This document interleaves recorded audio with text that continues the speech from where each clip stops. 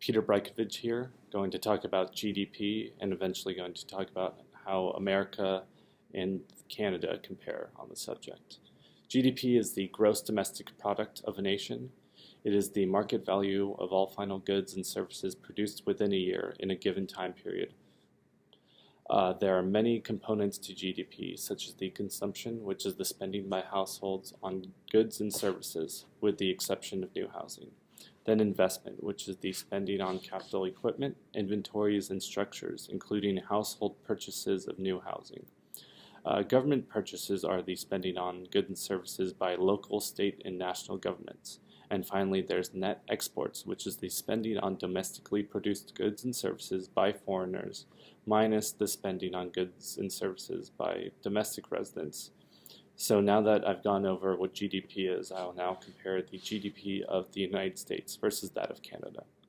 So the first website I'm using is finddata.com, and right here we have the GDP, which is the United States is at $18 trillion versus that of Canada at $1.55 trillion. Makes sense, the United States is a much bigger country, but when we look at the GDP versus per capita, still the United States is ahead at 56,000 versus Canada, which is at 43,000. We had the GDP growth rate, which is 2.6% for the United States versus the GDP growth rate of Canada, which is at 1.8%. So first, let's go over the statistics after that on Index Monday, which gave me the statistics for 2013. So the GDP composition by sector for the United States goes over agriculture at 1.1%, industry at 19.5%, services at 79.4%, versus that of Canada at agriculture at 1.7%, industry at 28%, and services at 69%. When we go over the exports for each country, the United States is at $1.5 trillion.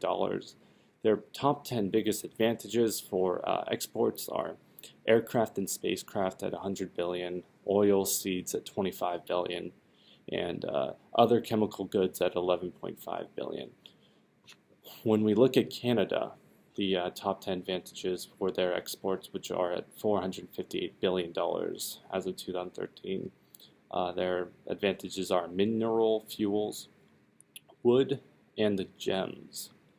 So then once we go over there, past that, we have their partners in exports, which is for the United States, we have Canada at 18%, Mexico at 14%, and China at 7.2%. For Canada, the United States is at 75%, China at 4.3%, and the UK at 4%. Their imports are United States at $2 trillion, and the Canada at $471 billion. Their import partners for the United States, China 19%, Canada 14%, and Mexico 12%, where with Canada, the United States is at 50%, and China at 11%. The GDP official exchange rate, is 16 trillion for the United States and 1.8 trillion for Canada. The use of GDP for the United States is at 68% on household consumption, 18% for government consumption, investment in fixed capital 15%, 0.4% investment in inventories, the export of goods and services 13.4%, and if you minus the import of goods and services, that's minus 16.3% for the United States.